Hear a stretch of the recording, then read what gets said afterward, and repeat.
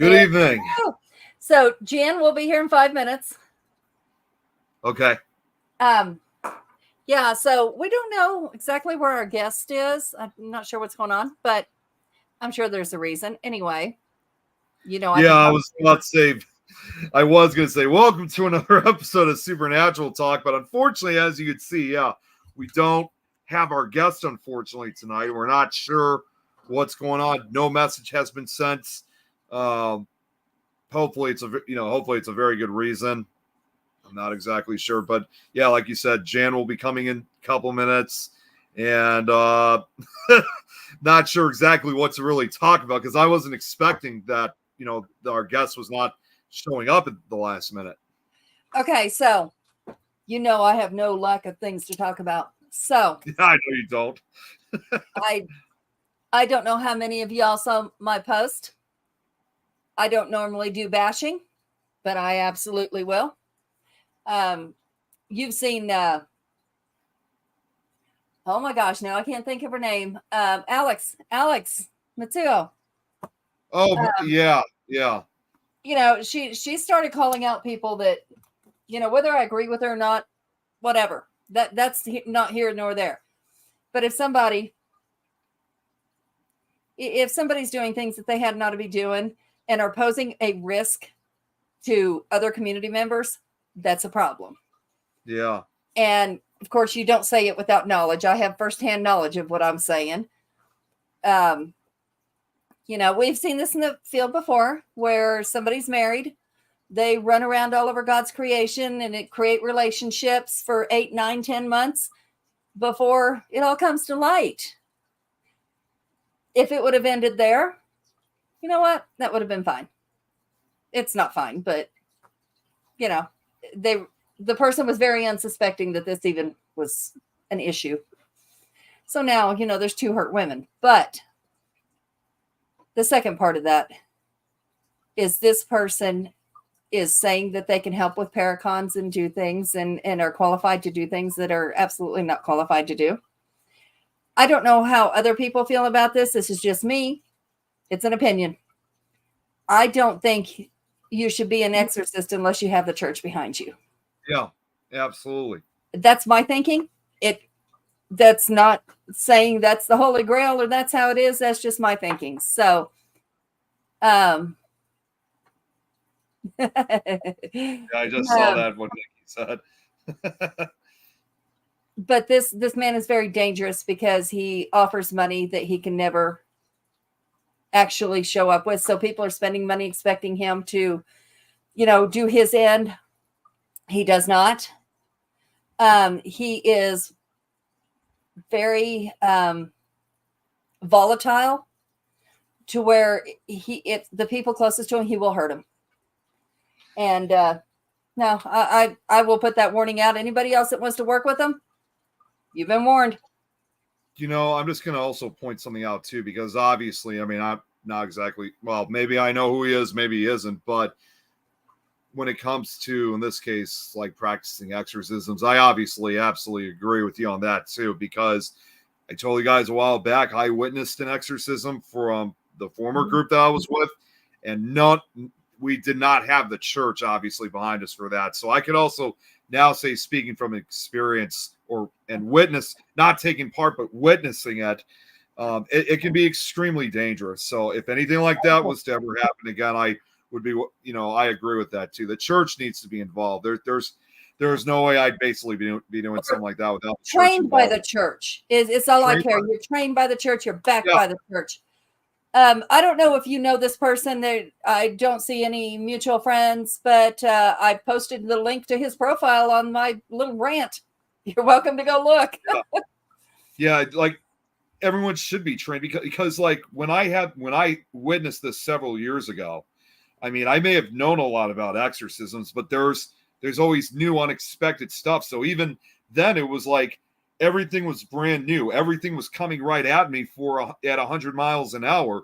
And I don't know how the other guys were able to handle this, but I kind of knew that nobody, including myself, was prepared for this. And I even knew that this had gone too far. So I wish to this day we still could have really kind of thought this over before proceeding and get the church involved eventually. So, Nikki, to answer your question, it's still a whirlwind. I'm not 100% sure because I was cleaning houses and somebody decided, somebody I knew that I was cleaning for says, I own a paranormal team. And I'm like, okay, let's do this. I didn't believe it. Absolutely not.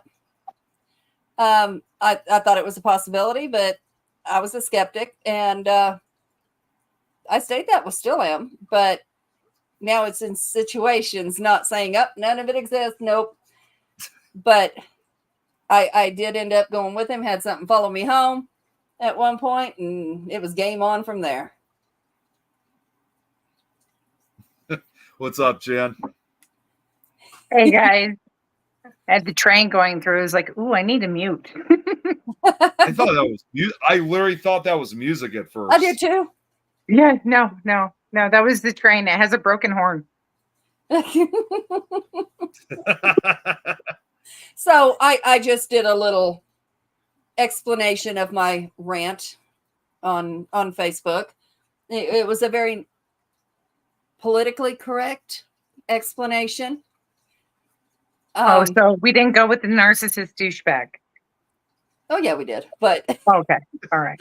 I'm just making sure. Did.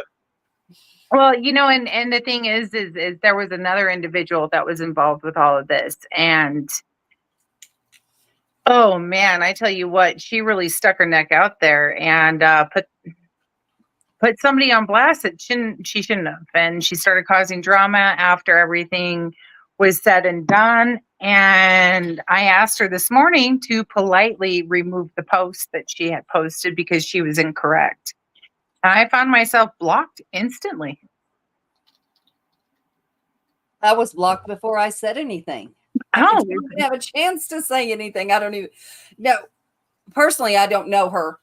She's been on my friends list for a very, very long time and still don't know anything about her. I thought she was I know that she was part of Things of Colorado, but I don't know anything else, like whether she was a part of the Things Network, as a fan or whatever she was. But I don't know. It seems like Paracons either bring out the best in people or the very worst in people. Yeah, it does. It's crazy. As someone that goes to a lot of these Paracons, I can say from experience that yes, the ones I've gone to, most time it's usually the best, but there have been some occasions where I have run into some of those people that bring out the worst, and it's unfortunate what I've experienced with some of those individuals. So that's kind of the hard part of this, when it comes to there was even at least one or two Paracons that I intentionally decided not to go because I knew who they were being ran by.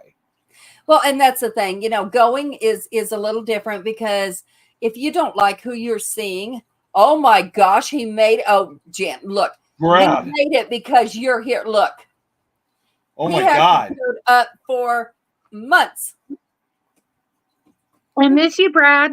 Yeah, where the hell have you been? I'm sending you my love, Brad. But, it's different when you go. You can walk away from the people that you don't want to associate with or whatever. Jeremy. It's He's when alive. you're running it with somebody. You don't have that choice to walk away like that. You have to hold up your end of the bargain when you are the one running this Paracon. Running it. Yep. So, Yeah, and you know what? I'm going to put this out here. It is okay to say no. Yeah. It is okay for you to say, I can't do this anymore. You do not have to give a reason. You do not have to explain yourself. You don't owe that to anybody. You do not. You just walk away. Your sanity is everything. Your emotional health, your mental health, your balance. And so just say no. And karma comes back to bite you tenfold. It does. And sometimes we help that along, whatever. Hey, Mary. Did she make it? Never. Yes, ma'am. I'm trying to send the dip. Girl.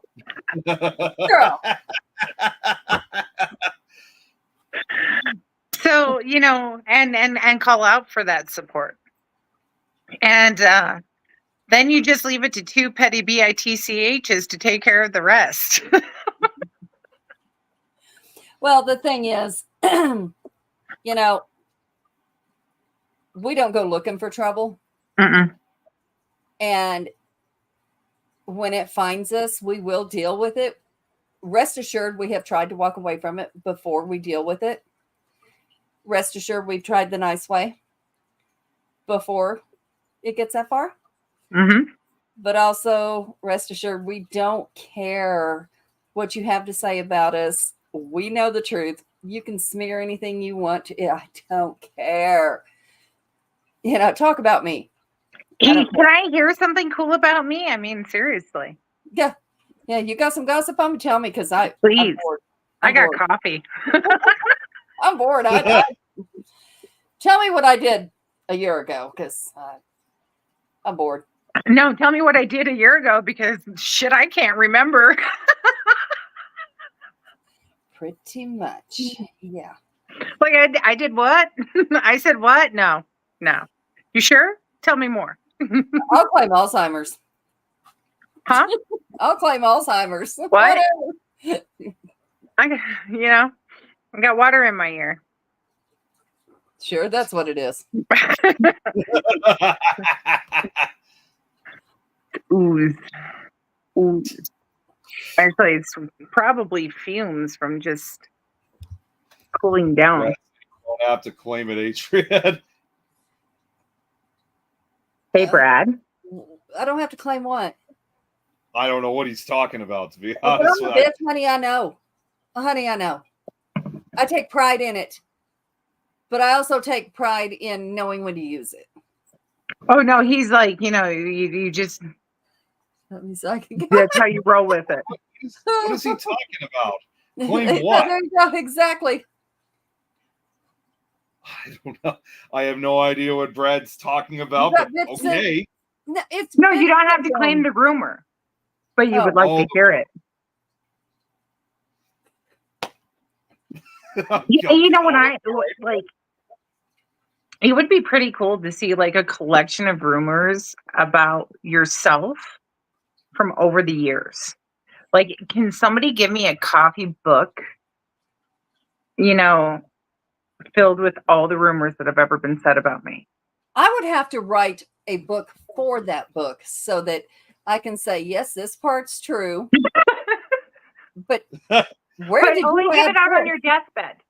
Or like make sure that that's the one thing that everybody gets at the funeral is like a cipher code, right? And everything that is true can pop out and all the rest of it is blurred out. That's the way I view it. Like when I think about rumors, like I would love to see that so I could do that. Kind of. Jeremy. I got this book and I don't remember if Zach got it for me. I think he did. But anyway, it's a little nice leather bound book. And it says story of my life. And when you open it, unfortunately, there's things I can't put in it because I don't know, because I was adopted. So it talks about your family tree, which, what family tree do I want to go with? Because I don't know.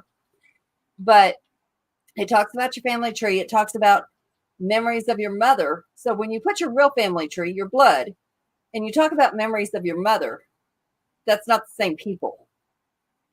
So it's, really convoluted there. But then when you move on, it talks about describe your bedroom as a child. Describe your favorite toy. And then it gets deeper into things. So, it's more to leave your children. Cool, like something like that, I could probably pull. I know I still have my favorite toy. If you heat up your butt up so that I can kick it. You know what? You know what? That's it. I'm gonna call John, and I'm gonna tell John Ward. Listen, we're not doing a Scareville book next. We are doing 1,001 Ways Adrian is gonna kill Brad book. Yeah, We're gonna 1,000 make a ways. mystery novel, and all it's gonna do is it's gonna start with Brad's gone missing. So let's run. Maybe it needs to be a series. Like, I am pretty sure I could probably stretch this about 10 seasons.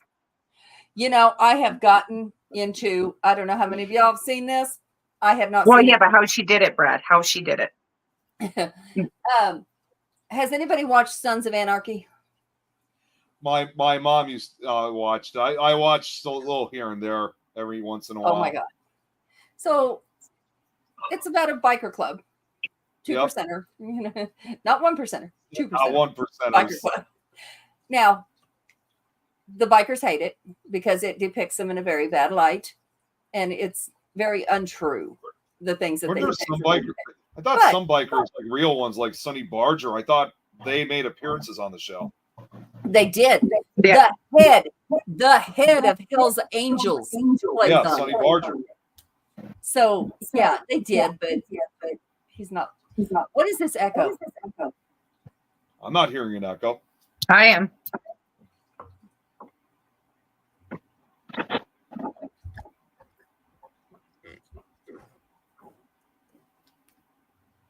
I don't know if Jeremy's hearing Think it. that fixes it? No. I'm not hearing anything for some reason. Try turning your mic on and off. I don't know how. Here, I'll mute it and then I'll unmute it.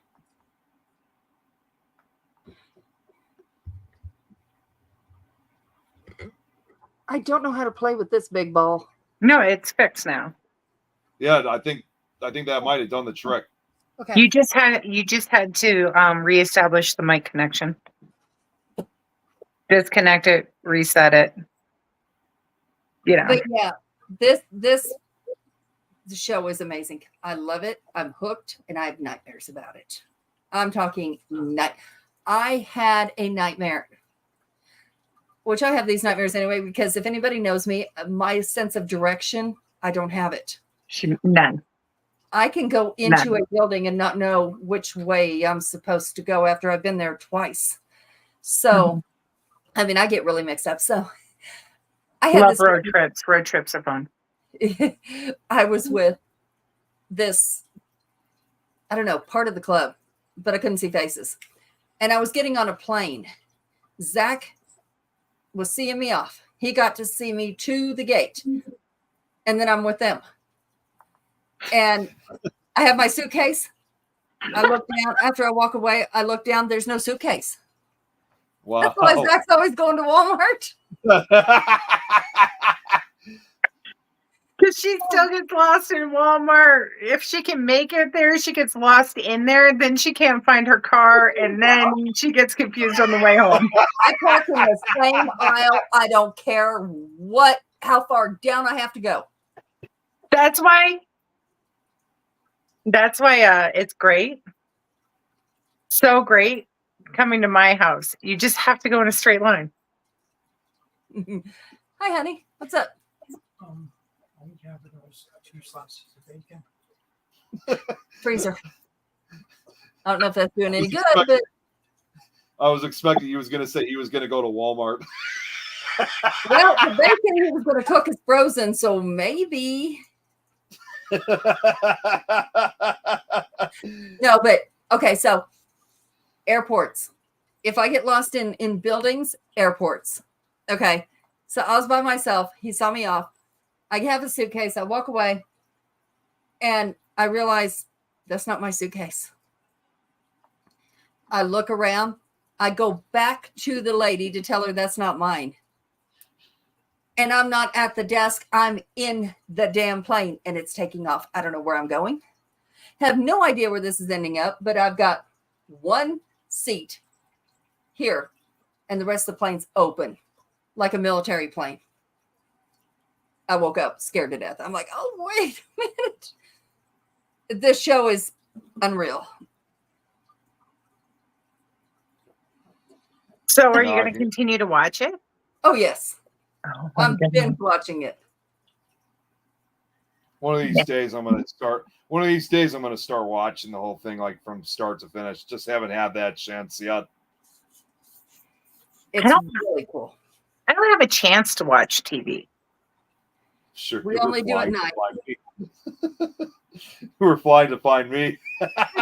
You know what, Brad? You know It's what? there.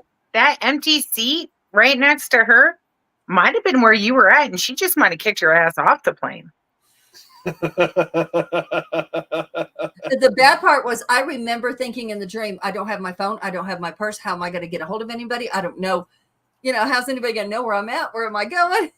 This is going to be Adrian. Janice, can you hear me? Yeah. Janice, Yep. turn the Brad says he homing doesn't beacon fly on. because of his ears. Zach doesn't either, because he has to go through in a hyperbaric. No, it's not hypodermic. Hyperbaric chamber, Yeah. and see if his ears can hold up, because we can't test that theory, you know, up in the air where there's no coming down. But because of one of his busted eardrums, I don't think he can do it. Oh man. Well, why not? Led Zeppelin, you know. Famous rock stars still do it. Yeah. I think that would be a really bad headache. If he can, if we can get him in that chamber and he can, we're gonna go to Japan. Like his son wants him to come visit one time. Oh shit! No, just drive to like the closest area next to them and get on a ship. Not like a cruise. Get on a real ship. Go be a pirate for me. I So think they have these days, money for doctors in case of anything. yeah, that's true. That's true. Oh, guys, speaking of doctors, I don't care if he wants me to say it or not. Tough shit. Denny's in the hospital. He is. Yes. Oh jeez. It's something he's dealt with here in the past, not too long ago. Since he was a nurse in the ER, I can ask him. And by the way, if you're ever sick, do not text him. Do not text him until you're in the hospital. Just don't do it. Because he's going to be like, did they do this? Did they do this? Did it? No, they need to tell them I said. So, but I asked him, and I know he'll be honest, how serious this is. He said moderately serious, and the test will determine just how serious. So let's keep our fingers crossed for him. Absolutely. Do they know, I don't want Do they his know ashes exactly what he- to be that soon. do they know exactly what it is that he's got, or Yes, it's a bleeding, internal bleeding. Just what Jeez. it's caused by, we're not sure. It's not like an accident, or it's not, anything. Just might be the weakening of the tissues or the muscles of an organ or whatnot. Jeez. But he's dealt with this before and pulled through, so I have faith he's going to pull through. They need to find the cause and fix that issue. But as you get older, they quit trying to fix issues and just try to Wait. Are they even trying now? We'll find out. No. You don't have to wait until you're older. Oh, well, yeah, not so much, but Hi, Nick. You should Yeah, just so- replace this as the bitter files. The what? What was that? nothing. That's it. I want a podcast that's called the Bitter Bitch File. Well, that's something you'll have to ask Jeremy for, obviously. It can be done. You like that idea, doesn't it? And then you know what? That's where we air out everyone's laundry, including our own.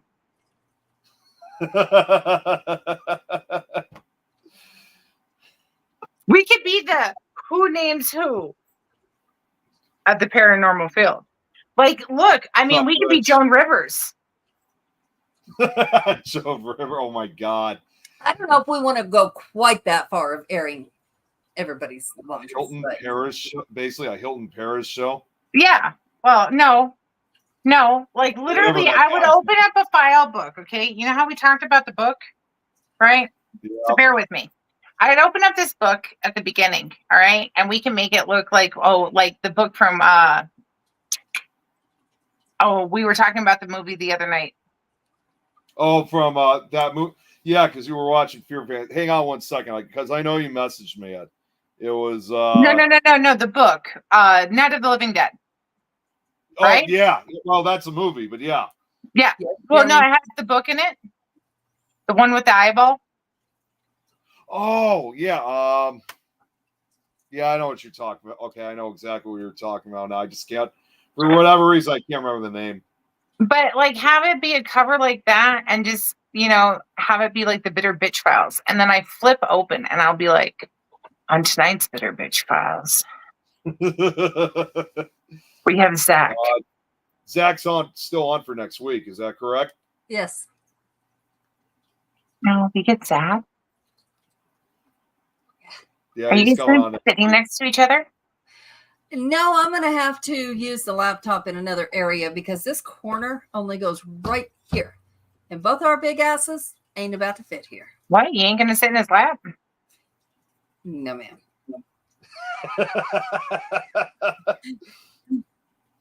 My hot flashes and my weight, no way in hell.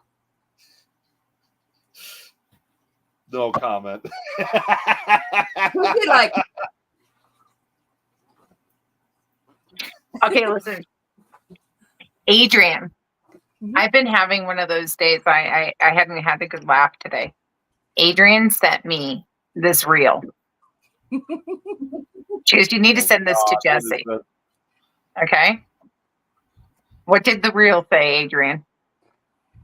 my biggest flex is that my best friend can leave her husband or her man in a room alone with me, and the only thing that's going to happen is I'm going to throw a calculator at his head, and he can count the ways that he's lucky to have her. I laughed so hard because all I could see is poor Jesse Nick sitting on the other side of like the house, and Adrian's just nailing him with the calculator, and Abby's just bringing the calculator right back. And then, seriously, you can see this happening. I sent it to Jesse, and he goes, and that's why you don't leave Adrian alone with me.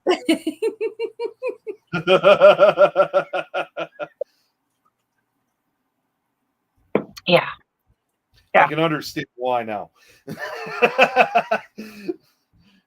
Well, see. No, The other story- Adrian was staying the night one night, and I looked at her and Jesse. I said, I'm done. I'm going to bed. And I left those two out on the front porch for how long? Hours. I was just snoring. Like I sound like a freight train coming from the next room. Like no problem whatsoever. No, he was trying to talk sense into me is what he was doing. Oh, that's right. I gave up.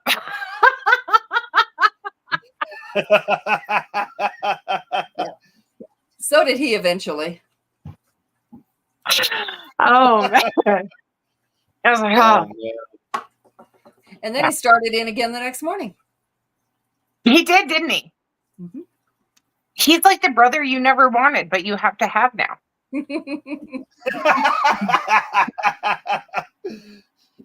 But it all worked out.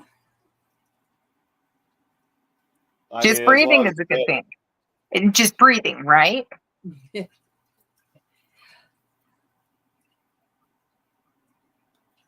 What do you see? It seems like something got your attention. It's what I'm not hearing. I heard a thud upstairs. Now I hear silence. It's kind of weird. I was just like that over here, but it was just like. Then I just realized that's just my dad making dinner upstairs. So There's a code here. If something happens, somebody bangs on the floor. If oh really? somebody's down here and need help, they bang with a broomstick. But the problem is, They're always dropping shit. Show me up how there. you do that broomstick again. Shut up. Gotta practice.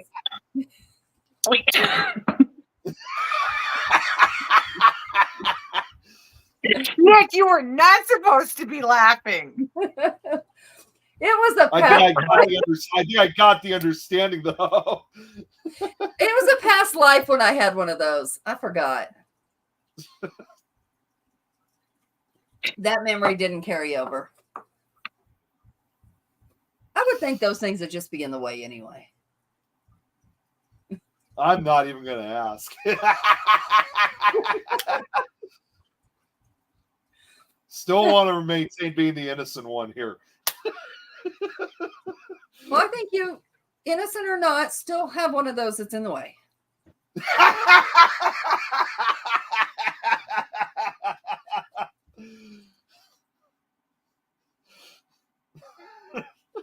What are you about to do?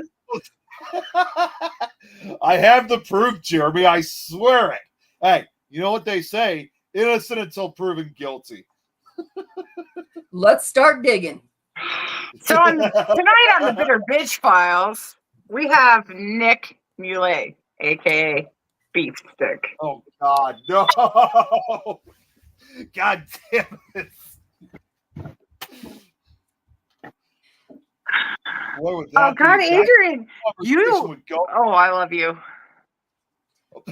What happened? No. Okay, you know what? Okay, I guess I do have. I guess I will have to make a confession with something similar like that just happened a few days ago. I'm not even. It's funny as hell. You didn't So- learn your lesson? Well, I didn't even actually say. I didn't actually say it. I wish Tom Nally was on for this because, as you guys well, I'm sure you guys have heard me talk about it. Myself, Kate, Don, and Tom, Big Old Tom, I always call him.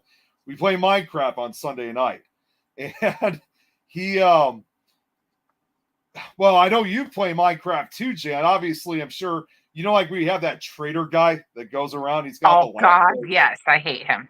Oh, he's Okay. so annoying. Why does he show up in the middle of like my campfire? I don't know, but I always call him my buddy, though. I'm like, hey, it's my buddy, the trader. Well, and sometimes you have those llamas. He has those llamas that's with him. Well, Tom, he started making those noises like the llamas do in Minecraft. And Kate and I were telling him that, you know, you keep making those kind of noises, you're going to get a tick. You're going to get a tick in your throat or something like that. So the very next day, I messaged him yesterday. I mean, I messaged him on Monday, and I asked him. I was going to ask him, hey, Tom, just want to make sure that you didn't develop a tick after all that noise you made. But the stupid autocorrects came in, and it said, just want to make sure you didn't get a dick in your.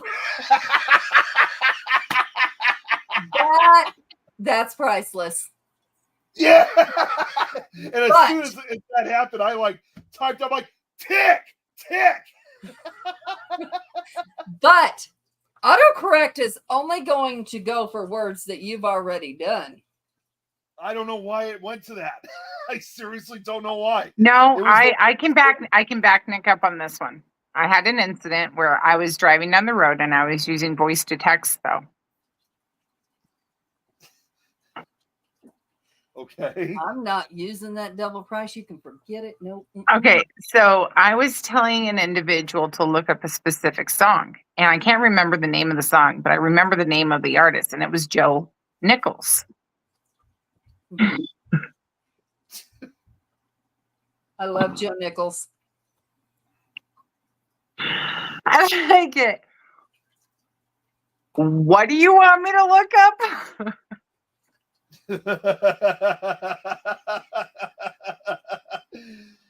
Hey, what's up, Carl? And it came back as, hey, can I look at your nipples?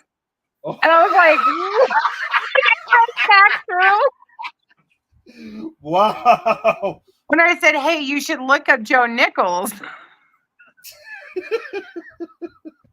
Oh my God.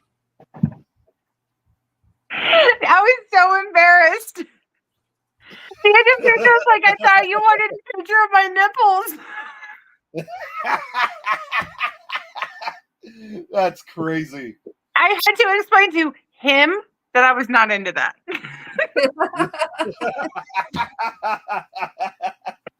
Most Yeah, I mean- DMs would have just sent a picture. Yeah, no, it made it sound like I was trying to have him look up a song about nipples or something like that. Like it was awful. I'm sure that they searched for it too, because it wasn't a like right away response. And so that has me worried about the individual, that they would actually look something up like that I would suggest, because they should know me better than that by now. You don't do it. They should have, Carl. I just found the message, in fact, because I just decided to look it up after what Tom responded when I had my autocorrect. He's like, WTF, LMFAO. That response, even it was those just messages. I could hear him laughing like crazy when I accidentally sent with a damn autocorrect.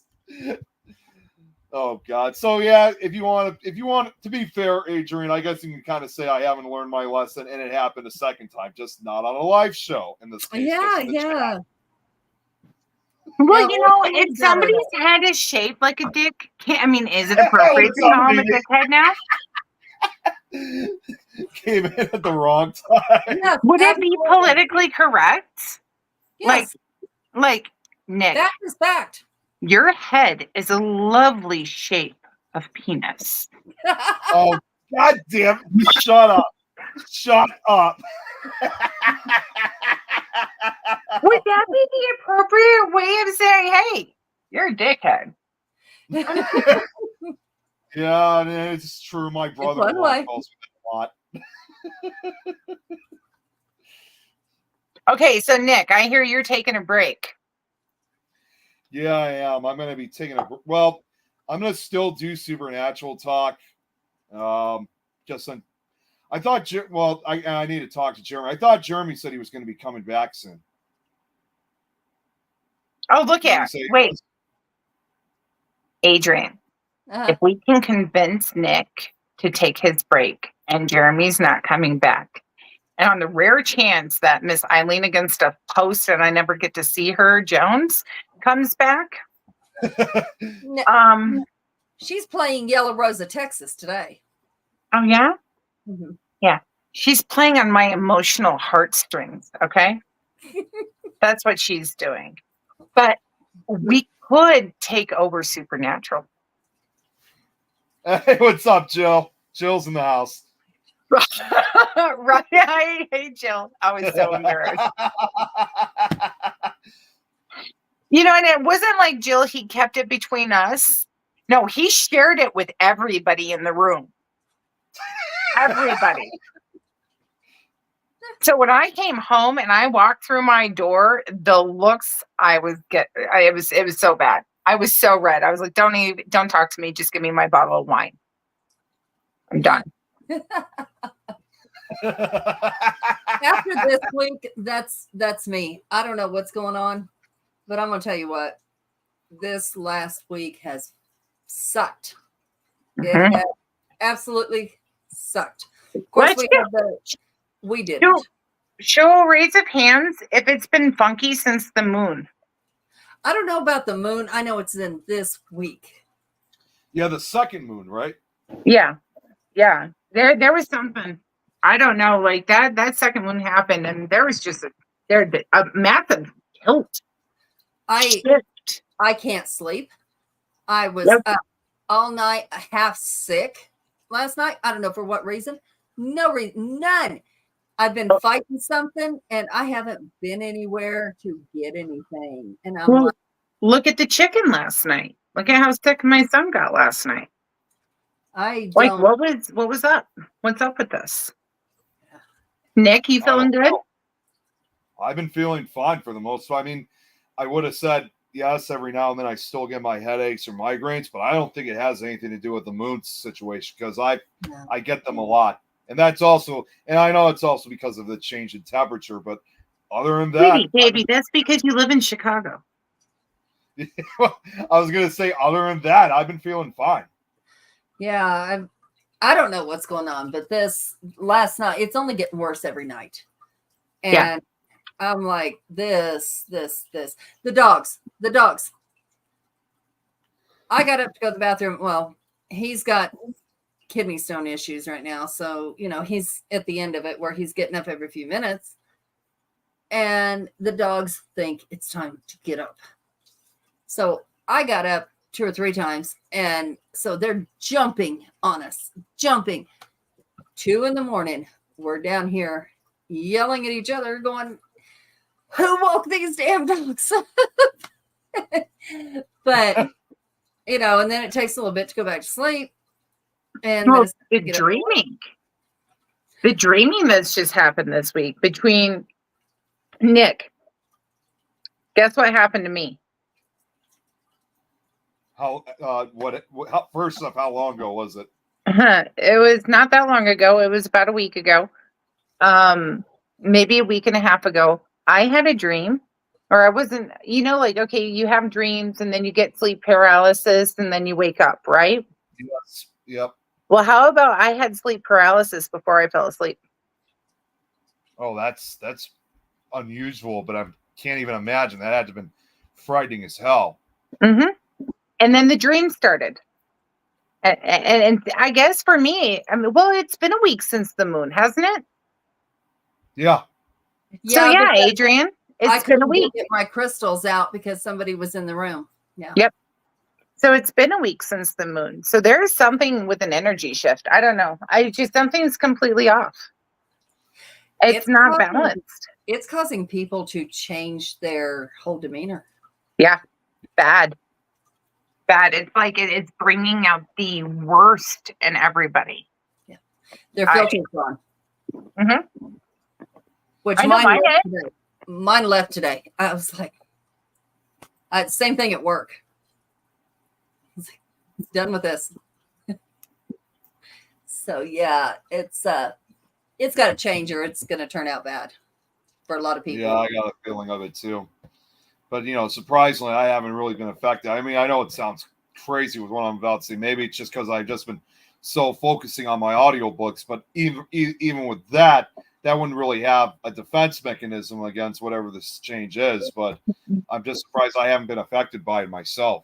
Who's had problems with electronics? Yeah, speaking of electronics, I downloaded this silly app 3 weeks ago. I gotta go get my dog. I'll be right back. I can still hear you. It's got a game on it I like that's Car Out is what it's called. And you take little cars and push them out without. Car Out. Okay, I haven't heard of that one before, but that's a new one. It's just pushing the cars out without, trying to get the puzzle to get them all out. Anyway, without hitting an old granny. But and it pays you for it. It pays you to play it, which I love playing that game. So I downloaded the app and it pays you to play it. Okay. After 3 weeks of it, I opened it last night and it says, you're on a VPN. Game cannot load. Okay, number 1, I'm on a phone. Number 2, I ain't paying for no damn VPN. Yeah. My job has a VPN, but this is my phone. Have no idea. I cannot get it back. Don't know what's going on. That's really strange. And then, of course, we got StreamYard that wants to act a fool. Yeah, that's what Carl was saying. Like, Carl said he's still going to use it, but he hates their double prices. I'm not paying it for things that ain't about to work. Nope, I agreed. I told Jeremy, Nick, and Adrian, let's shop around. Well, and so we did. So here's how this worked. So we got, Jan says, here's what we're going to do. Try this out. We do. Okay, we tried one at a time. We get on today to do our show, this show, and it gives a nice message that says, I can't remember. Jeremy, what did it say? Something about there's an issue. We'll let you know when it's fixed. Something to that effect. So I had Zach try it for our show for tomorrow, which that's another story we'll get to. And he says it's giving me the same message. I'm going to have to try again tomorrow. So we can't schedule a show right now. But before, there was no issues with it. When we were first, Zach's been using it. And there was no I wonder issue. if they were hacked. I don't know. But hopefully it'll be fixed by tomorrow. Jeremy said, you know, if he couldn't do it within an hour of the show, he was going to do StreamYard. And so he did it a little earlier so that we can get our guests the link. Right. But yeah, it's still that way right now, as far as I know. It can't connect with Facebook. And that's something that it was supposed to be able to do. Right. It's an asteroid passing through. You know, that's what I'm wondering. Like, is there something blocking signal? Is there something, you know, what does this asteroid have on it? That's what I was thinking. I thought it was supposed to be like just nothing but an asteroid, but I'm not really sure because I'm hearing different stories about it. Yeah, and then we have that thing with Florida. My cousin's there. Oh, and that's actually something I wanted to bring up, which I just wanted to give our thoughts, you know, for all those who are currently being affected down in Florida and southern Georgia with Hurricane Helene, which that is a nightmare down there. I mean, it's just you guys know it's a Category 4 now, right? Yep. I watched it. I watched the girl all day long today, which my cousin lives not on the shore, but she did a little map and showed where it was and showed this morning where it said it was going to be, and they're supposed to get flooding. Well, I watched it upgrade all day today. And Adrian, what the hell out? Huh? Adrian, the Roadrunner's back. Oh shit. Yeah, there's one that comes and visits, and it's had babies in her yard for 2 years now, and wow. Thinks my house is his. Yeah, but I've been looking at I knew somebody was gonna say it. Yeah, he me through my house. I have that on a live, remember? There's no and then he took a nap on my pillow. No Wile Coyote chasing him yet? No, it was like he was checking out the house, you know, seeing if he wanted to move in. And then he did this little mating dance with me, and I'm like, "Honey, baby, that can't happen." Going to be checking into the others, Riverside FM, and one stream. Yeah, I was gonna say I saw that there was the one stream. Yeah, I know Mark and Wayne, who do the Dark Mirror radio show, they use it's a similar name, but it's a different program. They use something called Streamlabs. I've heard of that, but I've heard there's issues there too. I used to have that, but I used it for like editing footage, evidence, stuff like that. Wow. When is the asteroid coming through? Destinations. Wow. Yeah, that's what I was going to say. One stream, I was looking into that yesterday, and I was going to hit Jeremy up about that. When is this asteroid supposed to be passing through right now? Is it right now? How close is it? I thought it was going to be next week. I mean, I could be wrong, but how big is it? Actually, no. I think it's supposed to start Sunday. How big is it? You don't ask those kind of questions until you're in a relationship. No, that's the first question I asked. They lie. They fucking lie. I know. But the thing is then when I go to see it, I know how bad they lie. Yeah. You know what the rest of the relationship's going to be like. Yeah.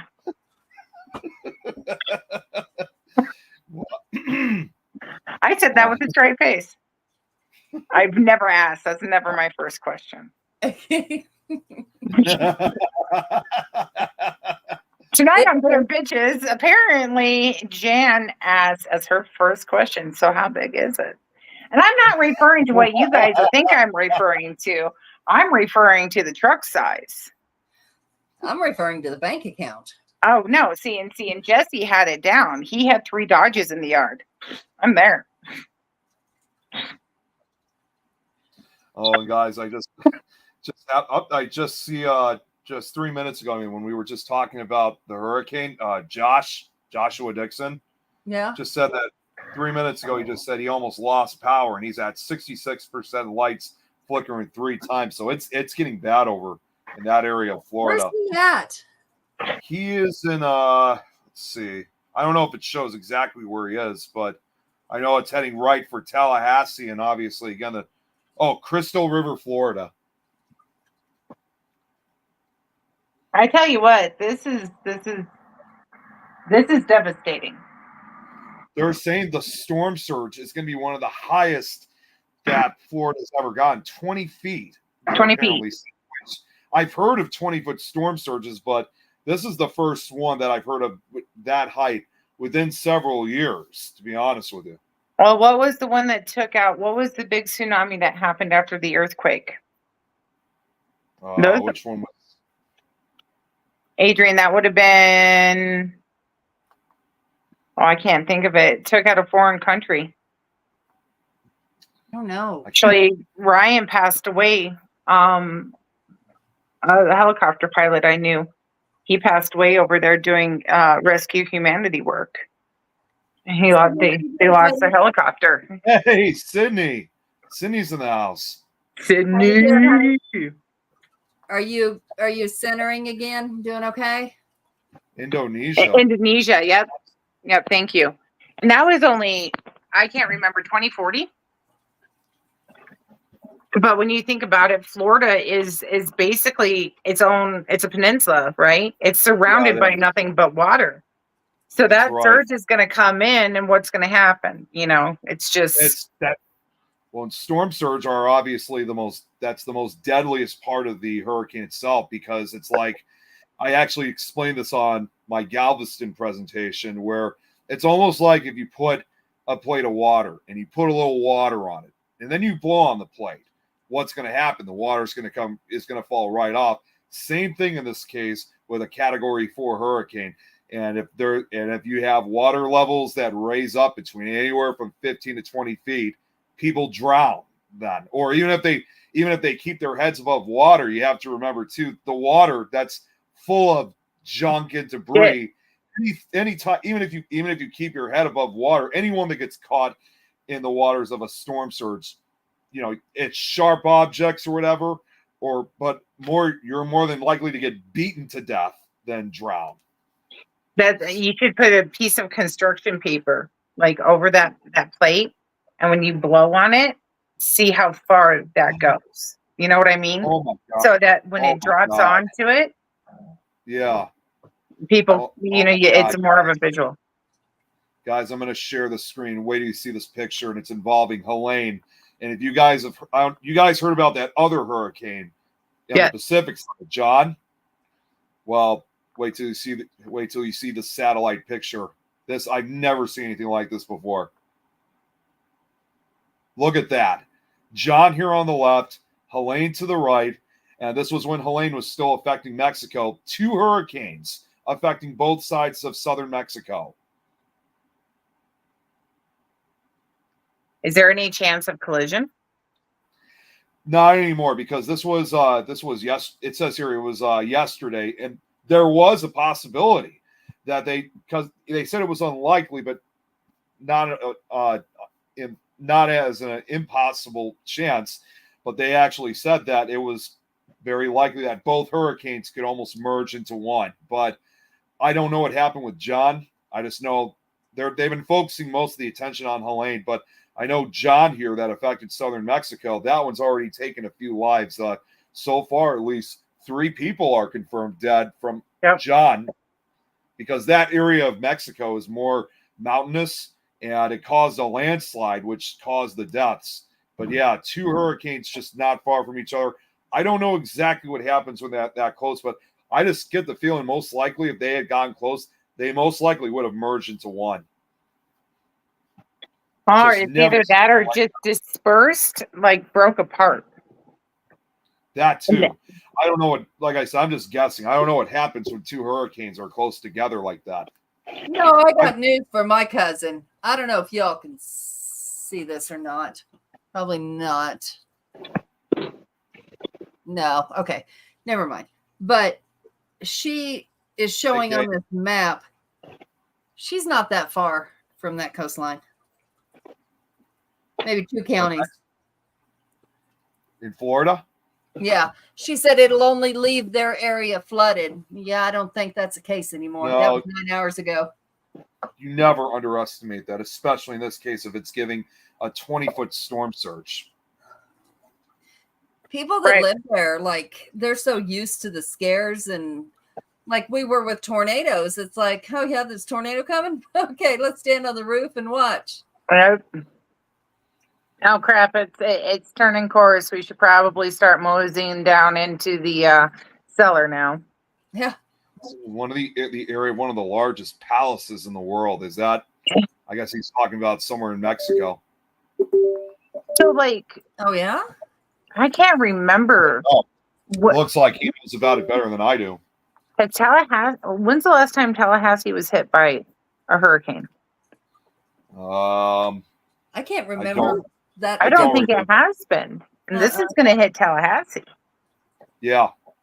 I know for a fact there. I don't know exactly. Oh, Bruno. Okay, that's what Jeremy was talking about. We don't talk about Bruno. No. Well, I don't know exactly when the last one that Tallahassee got hit by, but I do know they were saying that Helene was going to be almost just as bad and as lethal as Hurricane Ian 2 years ago. No, this whole weather system is, I mean, there's more now. If you look at statistics, there's a whole lot more going on in the last 10 years, 20 years. Well, maybe we should pull the windmills out of the ocean and leave the ocean alone. You know, I haven't seen them in the ocean, but they're in the ocean, and they're messing up whales and dolphins and sharks, and they're beaching themselves. So I just think that we should go ahead and take them out. Of course, I understand that it's what puts food on my table, but I don't have to agree with it, right? Oh, and I just looked up about what John's status is. Hurricane John, on the other hand, it looks like it's back out at sea in the Pacific Ocean. See, here's the weirdest thing about Hurricane John now, on the other hand. When it made landfall on southern Mexico, it quickly weakened and dissipated. But then as it was going back, the remnants of the storm then all of a sudden went back over the ocean and it reformed. It was so I want you to think about this. The Pacific Ocean, and I lived in Hawaii. I learned a lot about currents and winds and stuff like that. So like Oahu has trade winds, right? The winds never stop blowing in that direction. All right? Yeah. Like I've stood, well, I was pretty crazy, but I stood in an area like over this cliff, and the winds just held me up. And then somebody pulled me back. Yeah, it's just one of those things. Anyways, when it probably hit, we got to picture it like it hits a tornado. Like imagine a tornado hitting the side of a mountain. It has no place to go, right? So it just poof, and it goes back, and you get a backward blast. So that's probably what happened with John, is that it came upon shore and it hit that mountainous area, and it really dissipated because it had no place to go. It had nothing to build up steam, and it pushed itself back out into sea. Does that make sense? It does. And caught that wind again, and then that wind react. It's a theory. I was even thinking to myself, I don't know what was going on with John, but it was almost like as if this other hurricane, it refused to die. That's the way how I put it. Yeah, that's more than likely what happened. I can be a little bit of a nerd every once in a while. Yeah. See, I've been trying to struggle with these new types of things that have been going on with these storm systems. Well, hello, Adrian. We will have a discussion after the show. Uh-oh. Everything all right? It's peachy with fuzz. Yeah. So Tomorrow. while we're on that, Jen and I are starting our show back up. It's going to be every Awesome. other week. So it's going to be more geared toward loss. The first show is going to be geared toward loss of children. Now, this is going to sound, look, anybody that knows me, never mind. This is not crazy for me. I'm part of a postmortem website. Okay. And this is where people can safely post pictures of their dead loved ones in a casket, whatever. This is a place that they can freely talk about it. It's not, yes, it's disturbing. I'm not saying it's not. It's reality. Yeah. It's a place where people can go, and if they feel like something doesn't look right, or, we have morticians on there. We have people that have been through the same thing on there. They have posted pictures of how they found their dead loved ones. It's safe space where you don't do that for anybody else. You can't even share that with your family sometimes because they'll say you're crazy. So that's what that is. And here recently, there's been a lot of child death pictures. Now, that's not saying that they passed yesterday, the day before, and they ran out there to post it. They didn't. This is years later. This is years later. We used to hang them on the walls, Jeremy. Just think about that. We used to hang those pictures on the wall where they would take pictures with their dead loved one like they were alive. And that was a family portrait. Because that's the last time you would ever get You that. ever see them. Yep. Because pictures weren't a thing. That's, but I did, a lot of these people have nowhere to turn. That shows not just these people, this is all over, that people have nowhere to discuss. So let's say, we all know Jan has lost a child.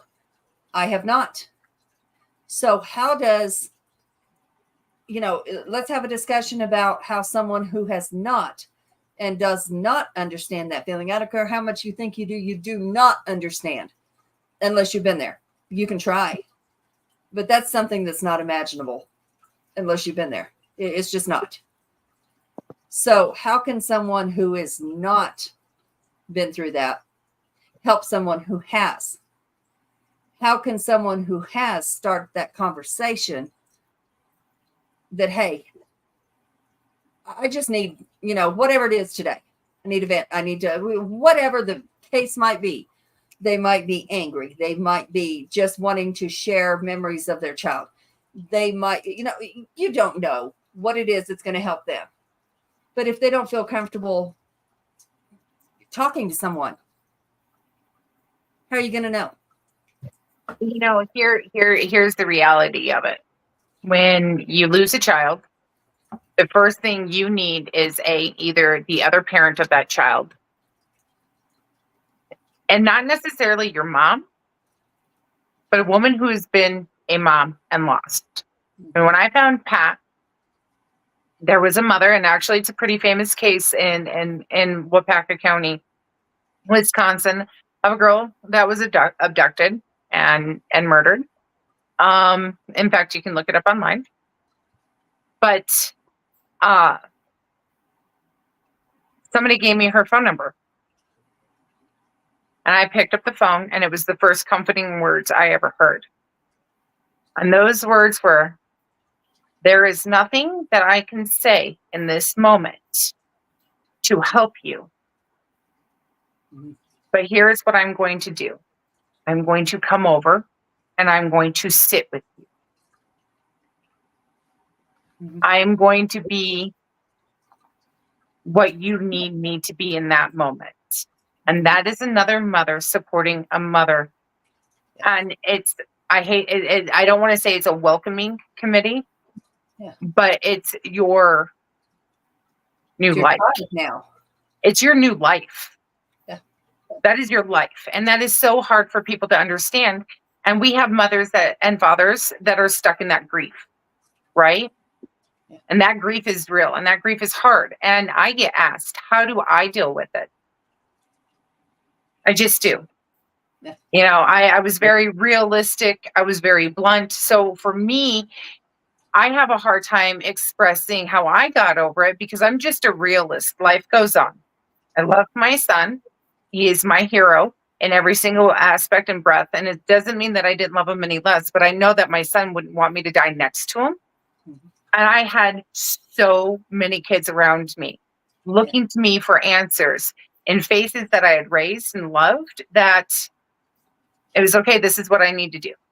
Mm-hmm. And I thank my son for the life that I have now, because I would not have the life that I have now if he had still been living.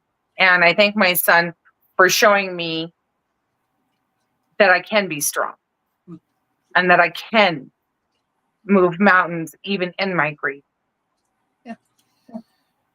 See, Yeah, and that's if everybody I could deals just with it so different.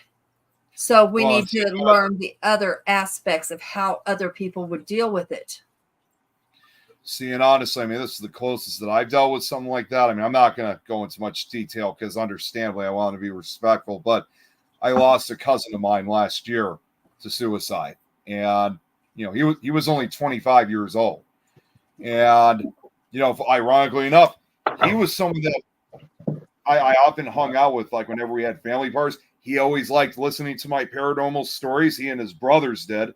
So, but unfortunately, we just never saw it coming. Unfortunately, sadly, if we knew that he was going through what he was going through, I would have been more than happy to take him under my wing, and because if he really wanted to do this kind of stuff, I would have been more than happy to introduce him to it.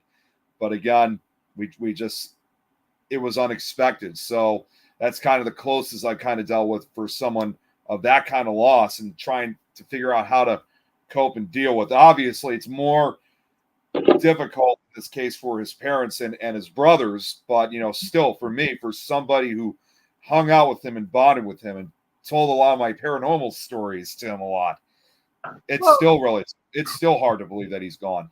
Here's the thing though, how they say the ones that really want to do it are not going to give you any, hey, I'm going to commit suicide, or I'm going to, they're not going to say those things. Now, that's not saying that some of them won't. Don't exclude the ones that do, because eventually they might. But Patrick held no clue.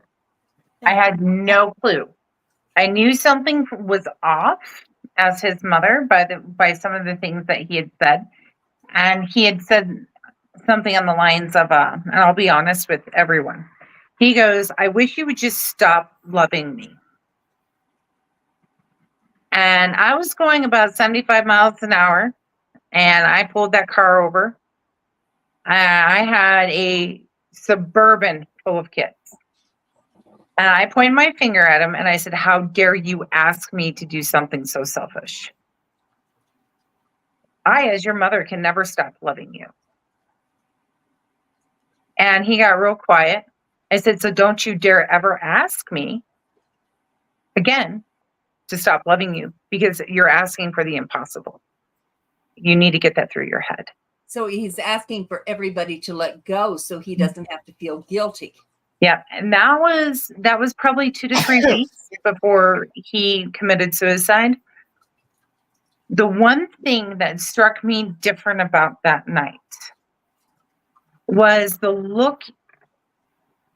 Oh, he said "I love you" to his dad twice, and at this time they were starting to really patch things. They were trying to patch things up, but Pat hadn't said "I love you" to him in a very long time, and hadn't called him dad. And he did that night. And he made sure he gave his dad another hug before his dad left. And then when I came in that night, I think it was the look upon his face that when I woke up in the morning, like everything or when I woke up like hours later, everything hit me. I think that's one of the things that I knew. Like those three brief moments in time were the only clues that I had. Yeah. And how could you put that together? Right.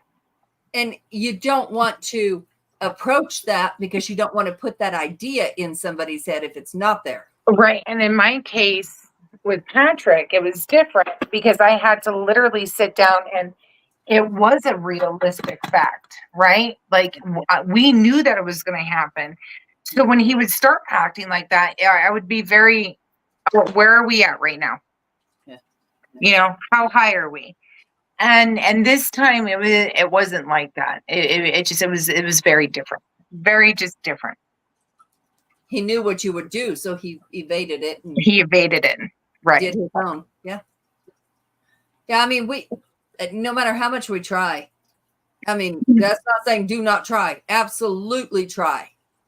But no matter how much we try, if somebody is that dead set, If they're that determined and they have made up their mind, we need to come with the peace and understanding that we will never know what they were going through, but no, they are no longer going through it, and they did it for the benefit of themselves to stop whatever they were going through, right?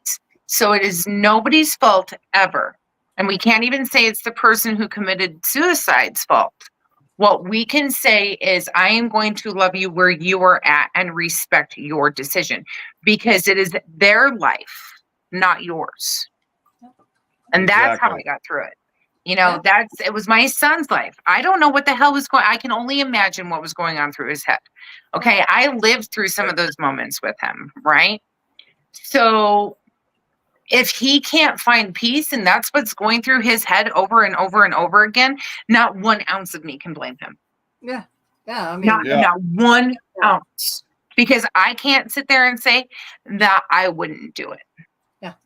And now, you know, the people we're going to have, like somebody that is looking to be a guest on our show, she lost her child to an accident, which I won't go into any detail unless she wants to. That is up to her completely. It was an accident that she had no control over. Guys, I'll be back in a second. The thing about that is it's a twofold, and it could even be with Jan, a twofold. I can see her point. You know, she's trying to get through. She's trying. And somebody, there's always that idiot. What could you have done to prevent it? What could you have done to do that? This child was 4 years old. Yes, that mother was a part of his life and the only guardian.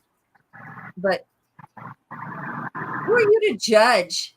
Because you know she was there? No. Do you know the circumstance, whether she had to be working and somebody else was involved? We don't know. And that's not a question you ask. The bottom line is that child is gone, and that was her child. Yeah, that's the bottom line. There is no other. Who cares what could have happened? This is what did happen. That's like me saying, if I am standing on the border of a war and I see a woman's son shoot my, son, and then that mother loses her son, there is no way that I can't sit there and say that I can't feel that mother's pain. I'm not angry with that mother. That mother and I are now living the same nightmare, right? We are living the same reality. We lost our child. Mm-hmm. We lost a part of us. Yeah. You know, I think that's where all the gloves come off.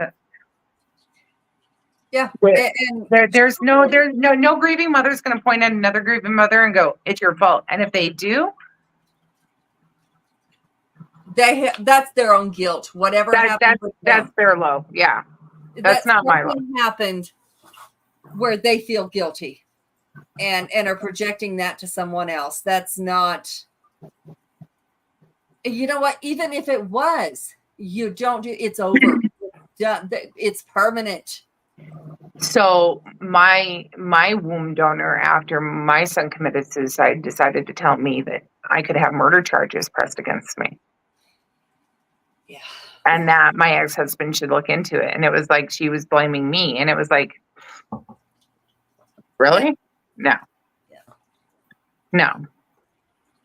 You know, I mean, I've heard some of the most awful things too. And where do grieving mothers and parents go to handle those awful things? Yeah. There's really, really, I mean, I'm sure there is, but they're not readily accessible to people. Yep. You have to know the in or whatever it is. I don't know. But, beyond that, that is the ultimate. There, Jen, what the hell? What did you do, girl, this time? Yeah, she'll be back in a minute. But, that is the ultimate. How nobody should outlive their child. Ever. That's just the way it is. But somehow, it does happen. So when you outlive your child, there is nothing. It's not easier that your parents go, but that's expected. That's known from day one. That's okay. That's what they want. Yeah. Every parent wants to go before their child. Sure. And then you have, so we'll deal with that first level of loss. Then, people losing their parents, their brothers, their cousins, their best friends, it's going to be a show about loss, period. Whatever that person needs at that moment. It doesn't have to be, I mean, y'all can't imagine if something happened, Jan, what's going to happen. But, there's somebody's got to be there. Somebody has to be there. And that's going to be us. If they don't want to talk on the show, that is perfectly fine. They don't want to talk in the audience. That is perfectly fine. We're going to have an hour after the show where we can talk one-on-one with people that, we may have people before it's over that murdered somebody. That's not up to us to say anything. It's up to us to listen. That's all. That's it. That's right. That's what we are there for. And hopefully we have somebody who is a grief doula. Yes, who is going to help counsel the people backstage. So I don't want to put her name out there. I don't want to say nothing until she agrees to it. So she's just going to put you on the spot silently. Yeah. But, I think this could help a lot of people. Now, will every show be that way? Absolutely not. But if somebody is there that needs something like that, we will stop and do exactly what it is they need, because we need more of this. We need people to actually give a shit. We need caring, empathy. Yeah. We need empathy. And I think that's one thing working in the energy field that I don't feel like people have anymore. Nobody has empathy. Nobody can sit down and truly look at another side of the story and listen to that person and hear them out before cutting them off and telling them that they're wrong. There's no empathy, right? And that's what I don't understand, because I've always been judged all my life for being that. Like, something will happen to me or somebody, and I'll be like, okay, well, let me put myself in their shoes. And what if this happened and this happened? I can understand why they acted the way they did. What if it was an off moment and they acted the way they did? I can go through and give 1,000 excuses for people. And everybody's like, why? You're being naive and you need to stop. But that's always my first reaction is, how did I make them feel? What caused them to do whatever it was they did? Yeah. What was the underlying factor? Like, we are all human and we are all allowed to make mistakes. We are all allowed to be angry. We are allowed to be in a bad mood. What we're not allowed to do is push that onto other people. Yeah. Right? We are allowed to take our space and own our space and get right in our space. And if we have somebody, we should talk to them, and hopefully that person it's like Adrian to me. that good balance that, no, you're pretty justified in feeling this way. Okay, so I'm not taking this out of context, am I? And it's not that we're talking shit about anybody or anything else like that. I want to know, and it's not that I'm asking permission to have this reaction, but I want to know that I'm leading with my brain and not my emotion. Yeah. Because And nobody wants to get the emotion side out of me. There's times I've said, maybe let's look at it this way. And that's just looking at another side of it. That doesn't mean that's what somebody needs to go with, or that's just, hey, have you seen all options? That's all. Am I missing something here? Like, is something not clear? But that's the empathy that's caring, and that Adrian cares about that other person and how maybe they'll react to it. That's empathy for the other person and empathy for the person that's in the situation too on the other side. And I don't know. Like, I'm so tired of the world lacking empathy and thinking, it's a very selfish. That's what it is. It's a selfish energy that's floating around, and I don't appreciate it. Like, I want the world to change. It's mean people, and sometimes there's not an underlying factor other than they're just mean. Yep. No. And you know what? That's okay. They can be mean, and I don't have to be around them. Yeah, that's it. Yeah, exactly. Over there. And you can be like these shows started off. You can be the world's biggest prick, right? That is your prerogative. But my prerogative is I'm going to take this person with me, and I'm going to take this person with me, and I'm going to put up a shield, and I'm going to protect them from you because you are a prick. That would be like, oh, well, this person just did this. It's no big deal. And the other person's laying on the ground bleeding emotionally. Like, okay, it's not a big deal. No, I don't want that type of person around the people that I care and I love about. And hopefully my positivity mixed in with their positivity can overcome the situation. That's where the irrational mind has to take over instead of that. Yeah. Yeah. And sometimes we have to take a step back to even be able to rationalize, because, let's be honest, empath, no empath, your first reaction is to emotional. Yeah. Explode. Fight for whoever it is that's being hurt. You are in a dangerous situation, or you come upon, so working in the emergency field, right? I arrive on scene. Everybody thinks you respond with logic. No, your first response when you see that person in need of help is emotional. Yeah. That's what gives you your drive. That's what gives you your adrenaline. You need to admit that the first thing that you feel is emotion, and you should, because that gives you the drive to help that person and to save that person, right? That's why we're built different. We take that as not a flight, but a fight, and we will fight for the other person too, right? So we do. And once that emotional response kicks in and that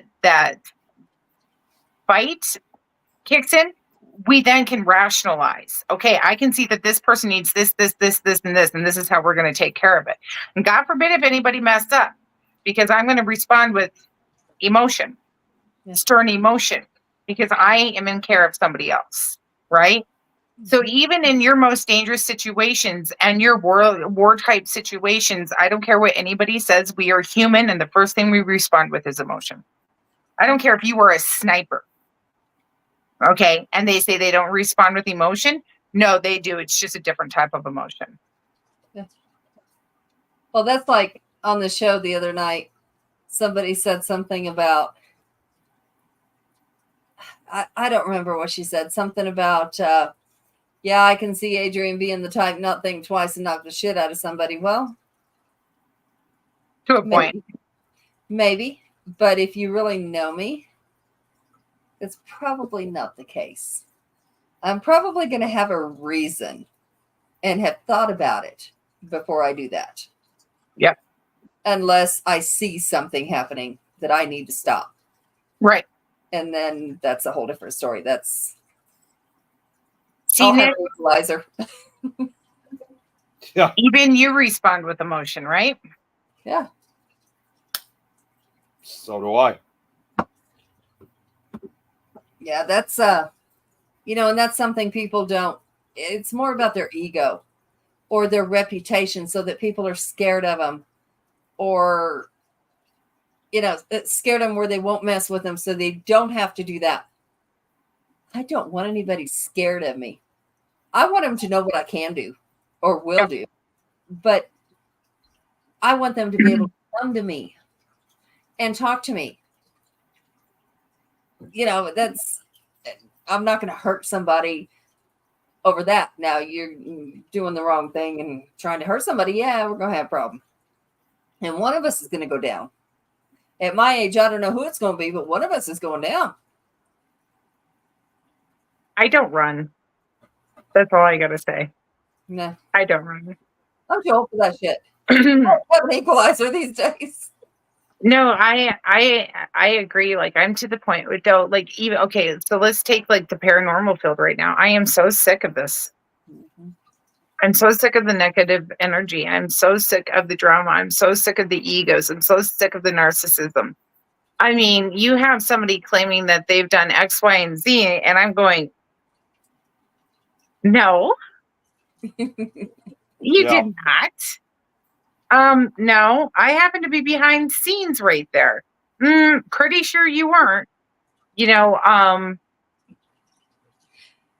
But you know why we can do that? I mean, I've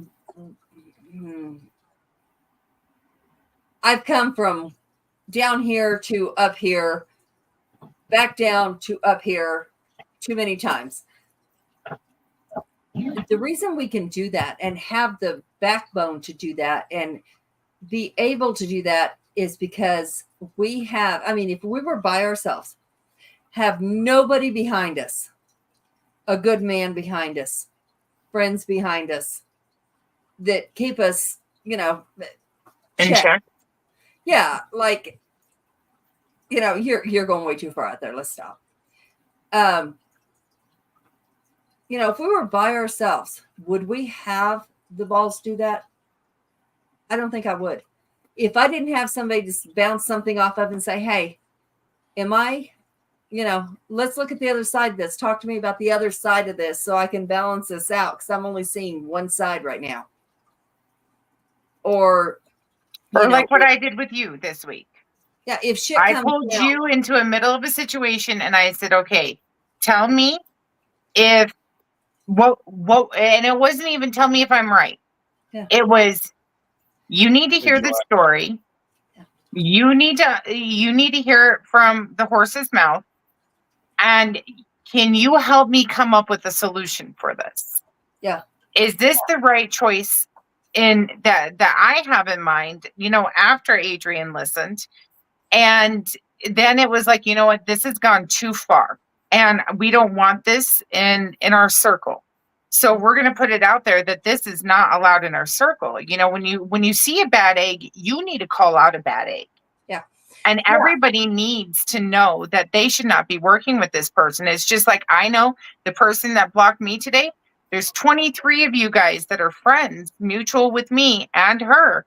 And if you would like to know who it is, just go ahead, hit me up after the show, and I'll let you know who it is. I'm not going to put them on blast on a podcast. Not that one. No, that one I will not. I will blacklist this person because this person is causing issues in the whole paranormal community, down to people that we know, love, and respect who are under fire. Yeah. And it's just ridiculous. It's got to stop. She's got to stop. And the thing with this is, we're not saying this out of we heard this. We watched it happen. If I would have just heard this, so much shit goes on, so much gossip goes on. I just bypass that and go, okay, this is fun. but when you watch it, yeah. Well, and here's the thing. I know I've said this multiple times on previous shows. You guys know all too well when, of course, I make my speeches that I put together for you guys. I tag you guys all together, and obviously it's not yes, it's mostly for holidays, but it's not, as you guys have seen, it's not just to celebrate, that particular holiday or just for the fun of it. Because as you guys know, the fact that I put these posts together, it shows that I got something very important to say and try to remind everyone with what we're supposed to be. Not necessarily I'm trying to keep everybody in line like one of you guys just said a few minutes ago, but just as a reminder. Yeah. And yes, it is true, as I've said before too. I have gotten a lot of agreements with what I've said. Everyone loves, in fact, a lot of them love what I say, in fact, because I even see comments like saying Nick's words are true. But unfortunately, not everyone always agrees with that, because there's just some out there that, in spite of my encouraging messages, it falls on deaf ears, or they try to cause more trouble than previously, because they see it as some kind of thrill and to start causing more trouble. So I know for a fact that there are definitely some, as I always call them, paranormal brothers and sisters that are definitely not, up to no good. And, it's just unfortunate that they don't listen to my speeches that I try to give what we're supposed to be about. Right. And that's where, I made my post this week. And it was, I'm tired of people writing other people's coattails and basically blackmailing them, or you're not that big. You're not going to be that special. Who do you think you are? And if this is the way you're going to be in the paranormal field, and we're not even friends, and I don't even know you, I've never heard of you, and I've asked around, and we have no mutual friends in common. I go to other paranormal brothers and sisters, and then I see it's just somebody trying to make a name for themselves. Yep. Okay. And they are trying to, ride the coattails of others and put the other person down.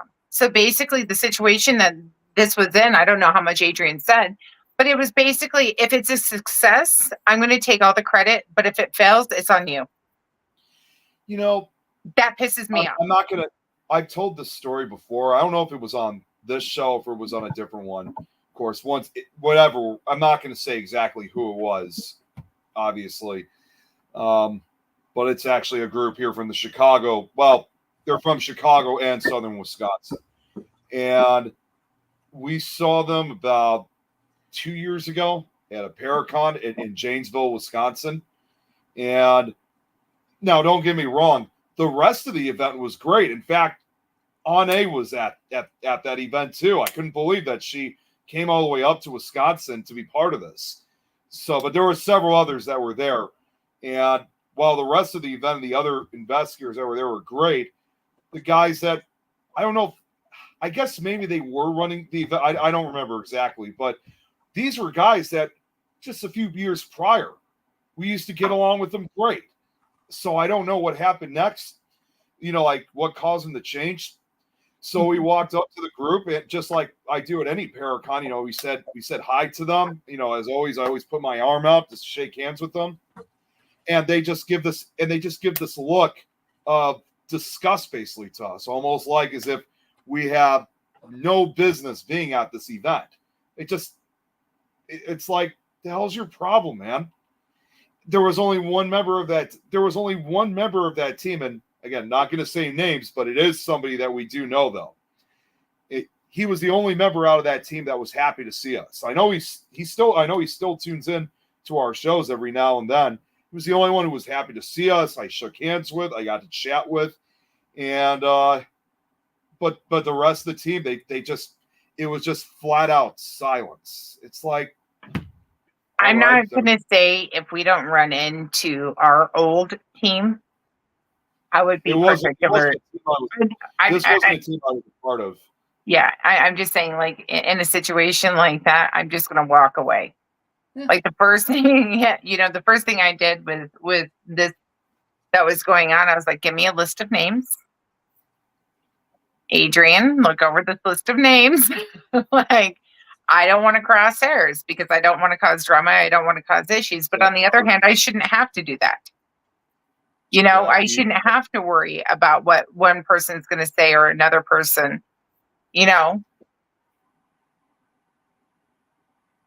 Yeah, Yeah, and here's the thing. Now, Exactly, Ed. And when people start tagging people in their negative posts and bashing them, that is crossing a line. Like if that's your personal opinion, whatever. And it was like it was such a lie. Is that what I want to say, Adrian? oh, it was definitely a lie. And it was so disgusting that it made me, I don't put somebody's name. I might start, but it gets to the point where it's like, I feel like we need to have like a blacklist. Oh, we do. I'm going to be honest with you guys. do. I mean, what's funny is that I've never said this before. I mean, I've told about this previously too, but this sounds off topic, but I'm going to get right back to it. You know how I created, you guys know I created a whole list on my phone as kind of like a memorial to investigators who passed away. You guys remember I told you about that? Mm-hmm. Yeah. Well, believe it or not, in addition to that list, I also have created a list of investigators that I've had, I myself and some, as well as some others, have had problems with. So you can kind of say I kind of have a list like that, actually. Actually, I believe that, Nick, and I think I know the first person on that list. Yeah. Yeah. Initials are HP.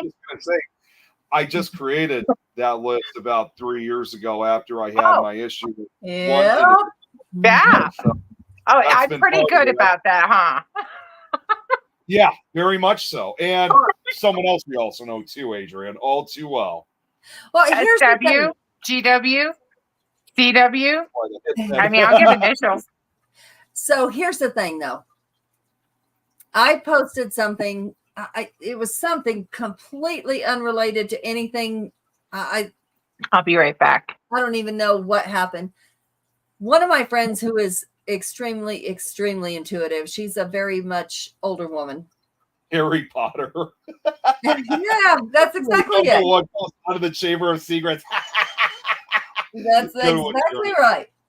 But I posted something. We were fishing, and I don't know what I even posted, but I looked back on one of the comments, and she said, "I'm jealous. I'm jealous of your 15 minutes of fame." Something to that effect about 15. I want my 15 minutes of fame. I'm jealous of what you've got. I had to really, and this was on my page. Like I had to really come back. Josh. I'm sorry, Adrian. Here's Josh right here.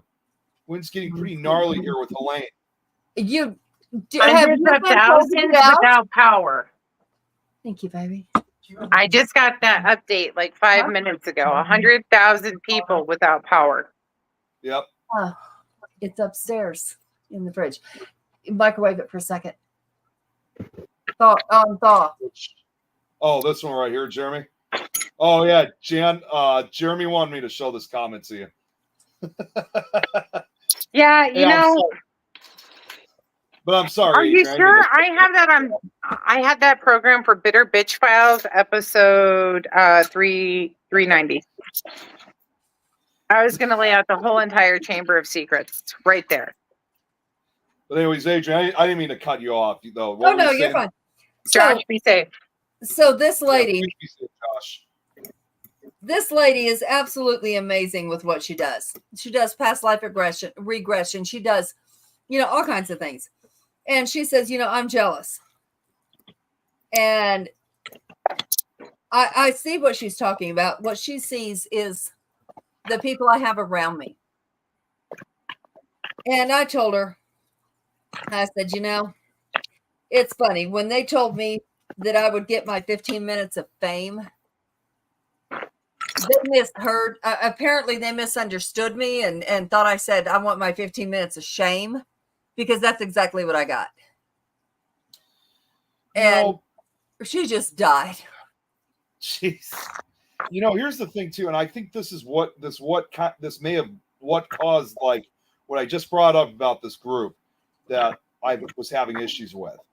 Mm-hmm. I think in some way they were, well, actually, no, it's not in some way. It's kind of the reality.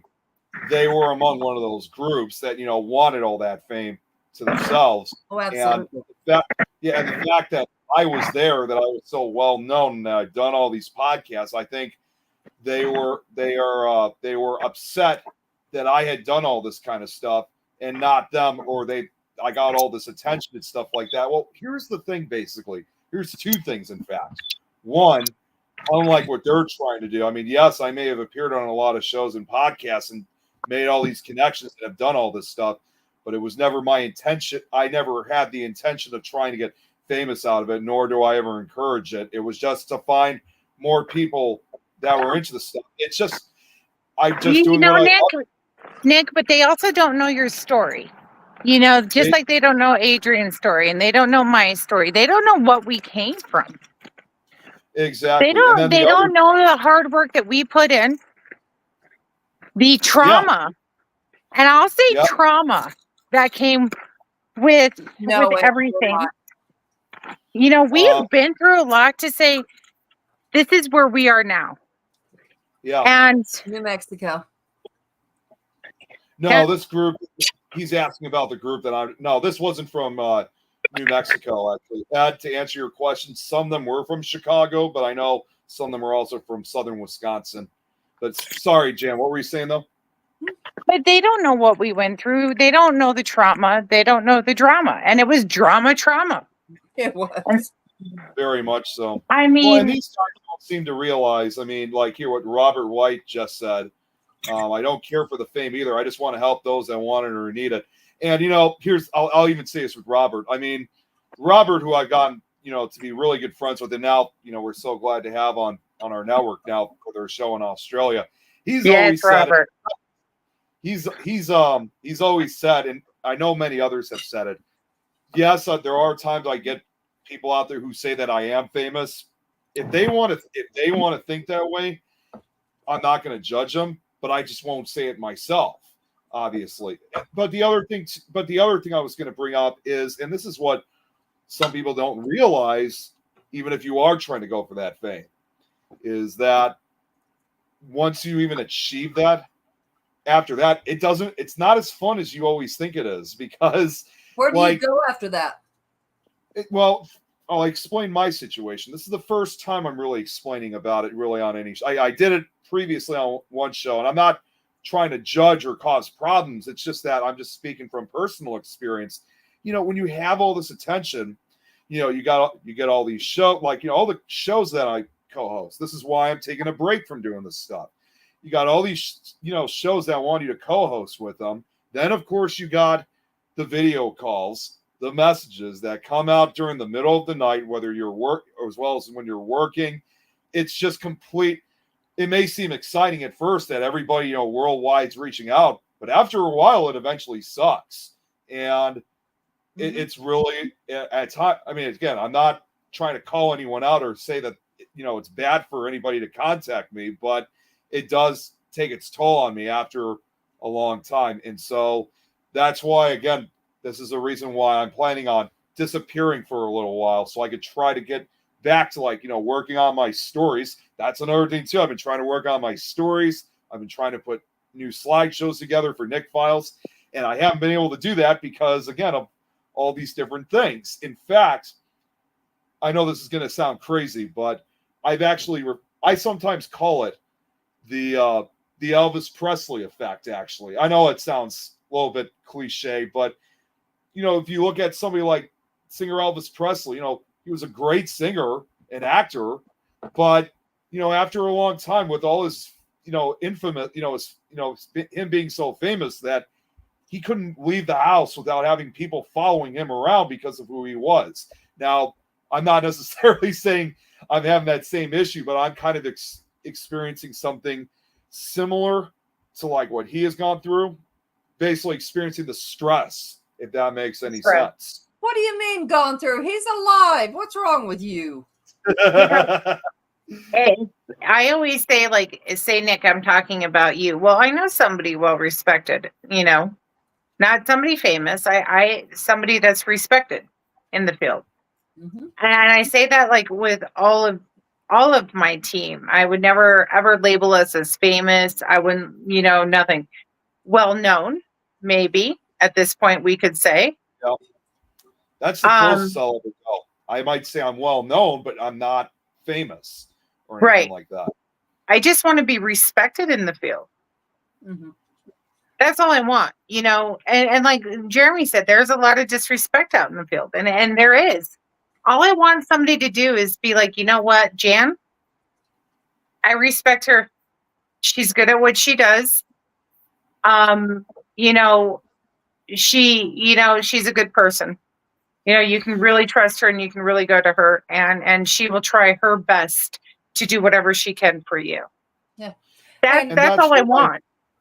Well, and that's why, like when I was talking about this group that I've had issues with, they just don't get it. They may think I'm getting all this awesome, benefits. I'm having all this fun and, attention and stuff like that. And while that may be true on some success, if I could just say one thing, for those that are trying to get famous, really don't, because it eventually, again, it takes over your life. It sucks eventually. It does. It's not as, they may think it, again, it's, if they're trying to get that level of, fame, infamous, you're basically walking into a situation where kind of there's no turning back. So I've already kind of learned from my experience from that.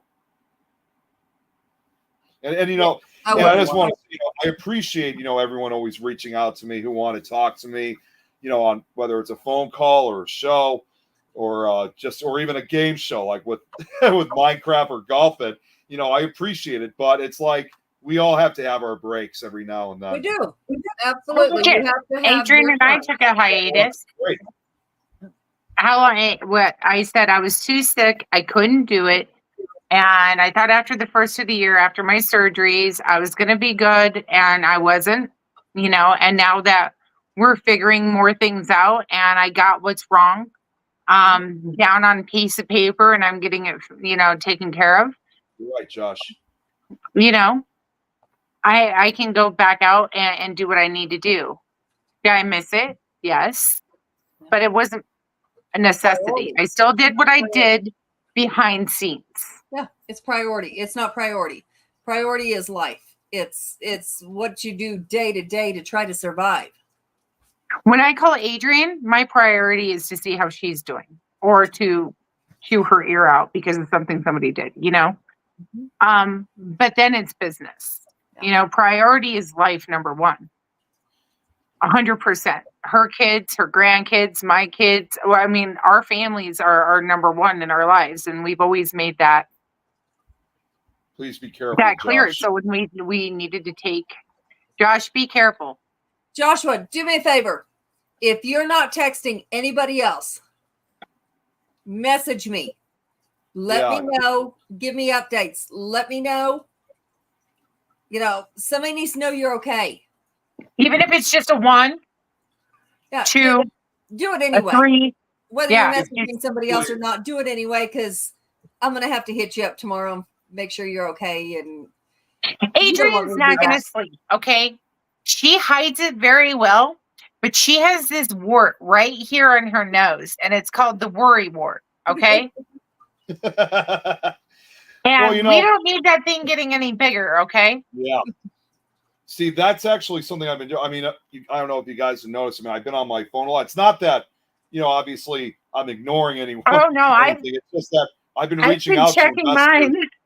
Yeah, I've been checking the updates on the hurricane, but I've also been reaching out to investigators from Florida to see how they were doing. So, it's that's kind why of people reach out to you, because you reach out to them and care. It's not just something you say. It's not just a face that you see on shows. You're genuine. Yeah. Well, and you're a genuine, true beef Nick stick. I actually have to address Ed, because Ed, he's right. Nobody gave him what he's got. And I'm not sure he realizes what he's got, but that's kind of what I My do too. son is at bingo. My son's at bingo with old women. Yeah. So he still cares. Like he'll come on here, say hello. He's not too good for people that actually care about him. He's not going to forget the people that care about him. He's not going to get bigger than the people that care about him because he knows. He knows who does. Not too many people do that. They're like, Well, stop here's something that else shit. I didn't- Bye. Well, here's something else I didn't even mention before. I mean, all this talk, especially now with Hurricane Helene, before we found out exactly what the projected path was, like before we knew it was going to be heading to Florida, like when it was still out in the Caribbean Island, Caribbean Sea, when it was hitting Mexico, Cuba, Honduras. My sister actually was down in Louisiana. She just got back home tonight, though. She was it's just a business trip. She was only supposed to be down in Louisiana for 2 days. And when we heard more about Hurricane Helene, we didn't know exactly which way it was supposed to go. And obviously, Hurricane Helene was nonetheless still in the Gulf of Mexico. So the fact that my sister was down in New Orleans, Louisiana, a lot of us, had some very personal concerns if she was in the path of the storm. And we were even kind of questioning, saying, you sure you should be going down to Louisiana at a time like this with the hurricane? But then, of course, a day or so later, in spite of what I showed you guys not too long ago, that terrifying image with both hurricanes hitting Mexico, when we found out that, it was Florida that was going to be its projected path, yes, we breathed a sigh of relief. But as someone who knows a lot of investigators down in Florida, yes, my sister was safe, but the ordeal didn't end there for me, because I'm thinking, okay, I'm glad to know my sister's safe. Now I need to start reaching out to the investigators in Florida and southern Georgia to see if they've evacuated or they're okay. Sure. We're going to worry. These people, I don't care if we talk to them every day. They are our family. They are people we know. Yeah. And I mean, you're one of them. We know what you're really about. So, if you ever get that high and mighty, I'll message you. What the fuck, dude? Listen, don't get high and mighty, because you'll be put on the list with Brad. It was just kind of, it was just kind of one of those things that, again, after knowing like where this hurricane was going, it was like my instincts were telling me, your sister's safe, so don't waste your time with this. Now you got to start reaching out to the investigators in Florida and southern Georgia. And here's the thing. If anything happened to somebody we knew, at least we reached out. We didn't just forget them. We can say we reached out. We know in our heads we reached out. We tried. Of course, we can't save them from here. No. But them knowing somebody cares means the world. Even if it's your last moment, knowing somebody gives a shit. I have a lot of military family that live in Florida. And it's funny because you guys are contacting everybody. And I'm sitting here going, well, I know what they're doing. I'm not going to bother them right now. Right. But I know that they know. Yeah. You know what I mean? Yeah. Somebody, as long as, somebody cares. Mm-hmm. Even if it's your last moments, knowing somebody cares. Oh, they know I'm praying. They know that tonight I'll be, grabbing the rosary and I'll be sitting down and I'll be doing rosary for them. They know that I'm going to be sending all the love and support that I can energetically for whatever they need. And that when they're safe. Huh? And I'll be doing the protection spells. Right. She does protection spells. I do the prayers. And they work well together, I promise. Are you okay? So see, there you go. We can be balanced. Yep. Oh shit, guys, it's 8:05. Oh man, it is. Nick, it's 8:05. Tomorrow. Oh damn, I wasn't even paying. Okay, yeah. Unfortunately, tomorrow, 11 Central. Getting comfy with Adrian and Janice back on. Nick's taking a break. Hey. Hopefully not 11, from us. 11 Mountain Time. Mountain Time. No, it's Is it Mountain Time or? Again, it's only just until I get these stories done, because now that we're cutting close to the Halloween season, I really got to finish these up. So, okay. Anyways, thanks. I got to correct myself. It is 11 Mountain Time. Sorry, I've been dealing with Central Time all day today. So 11 Mountain Time, our show is going to be back on. Hopefully we'll have amazing guests. If not, it'll be an amazing time either way, with hopefully some healing energy, some laughs, and some good conversation. Loving Thank you, mom. Jeremy, for your love and your support, actually, and letting us go ahead and squeeze in on this time. Everybody in Florida, Yes, everybody in please be Florida, safe. stay safe. Louisiana, stay safe. Adrian said we have to talk after we get off here. I have to talk to her. Yeah, I'm texting her. Oh, Yeah. okay. I'm in Okay, trouble. I wasn't sure. I wasn't So sure what was going on. I love everybody where well- they're at. Thank you for joining us tonight. Yeah, See y'all next week or tomorrow. sounds good. All right, you guys all have a great night then. Night. All right.